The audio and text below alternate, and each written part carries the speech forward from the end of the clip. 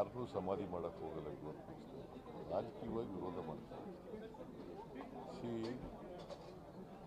ಅವರು 10 ವರ್ಷ ಪ್ರಧಾನಮಂತ್ರಿ ಆಗಿದ್ದರು. 10 ವರ್ಷದಲ್ಲಿ ಬಡವರ ಪರವಾಗಿ ಏನೂ ಮಾಡಲಿಲ್ಲ ಅಂತಕ್ಕಂಥದ್ದು ಅವ್ರ ಮೇಲೆ ಆರೋಪ. ಜೊತೆಗೆ ಸುಳ್ಳಿನ ಸರ್ದಾರ ಅಂತಕ್ಕಂಥದ್ದು ಇನ್ನೊಂದು ಆರೋಪ. ಅವರು ಏನು ಜನಗಳಿಗೆ ಭರವಸೆ ಕೊಟ್ಟಿದ್ರು, ಯಾವ ಭರವಸೆಗಳನ್ನು ಈಡೇರಿಸಲಿಲ್ಲ ಅಂತಕ್ಕಂಥದ್ದು. ರಾಜಕೀಯವಾಗಿ ಸೋಲಿಸಬೇಕು ಅವ್ರನ್ನ ಅನ್ನೋದು ಬಿಟ್ಟರೆ ಸಮಾಧಿ ಮಾಡಿಸ್ಬೇಕು ಅಂತ ಅನ್ನೋದು ಆ ಥರದ್ದು.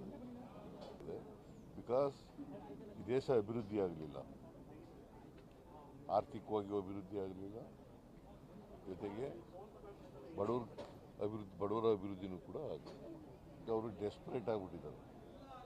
ಪ್ರಧಾನಮಂತ್ರಿ ಸೋಲ್ತೀವಿ ಅಂತಕ್ಕಂಥ ಭಯ, ಆ ಭಯದಿಂದ ಹತಾಶರಾಗಿ ಬಾಯಿ ಬಂದಾಗ